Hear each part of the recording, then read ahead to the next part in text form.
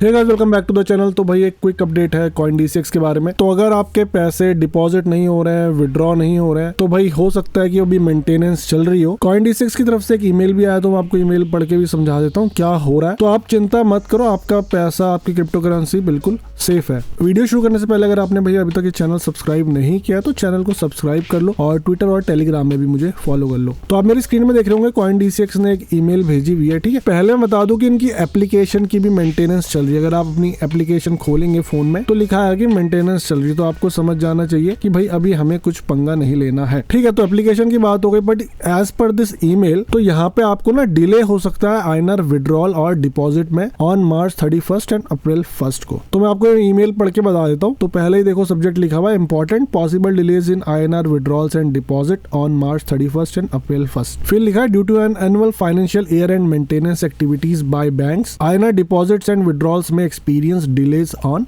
March 31 and April 1, 2025। तो यहाँ पे जो मेंटेनेंस एक्टिविटी है वो बैंक की तरफ से, इनकी तरफ से नहीं है। इनकी तरफ वाली जो मेंटेनेंस चल रही है अभी ऑन गोइंग है, वो अभी चल रही है, एप्लीकेशन नहीं खुल रही, तो आप उससे घबराना मत। लेकिन जो annual financial year end maintenance की बात कर रहे हैं बैंक की तरफ से, ठीक है। तो शायद बैंक की तरफ से कुछ डिले हो रहा है या बैंक ने उन्हें बताया होगा कि भाई ऐसा ऐसा डिले हो सकता है। तो देखो आगे लिखा है, while we process transactions as soon as possible, some delays might occur due to banking system constraints। तो ये बोल रहे हैं हमारी तरफ से भाई डिले नहीं है, और हम जो हमारी जो मनी है हम प्रोसेस सही से करते हैं, और जो डिले होगा तो बैंक की तरफ से होगा। तो अगर आप 31 मार्च या 1 अप्रैल को विड्रॉल कर रहे हो, डिपॉजिट कर रहे हो, नहीं हो रहा, तो थोड़ा रुक जाना सपोर्ट केस खोलने से पहले। और अगर उसके बाद भी नहीं हो पा रहा है तो आप इनको सपोर्ट केस खोल के बता सकते हो। और फिर लिखा है, rest assured our team will be actively monitoring the situation and doing our best to maintain parity with normal operations. Normal processing will resume as soon as bank operation stabilize. तो वही बात कर रहे हैं कि भाई हमारी तरफ से सारा कुछ हम मॉनिटर वगैरह कर रहे हैं, और उसके बाद हम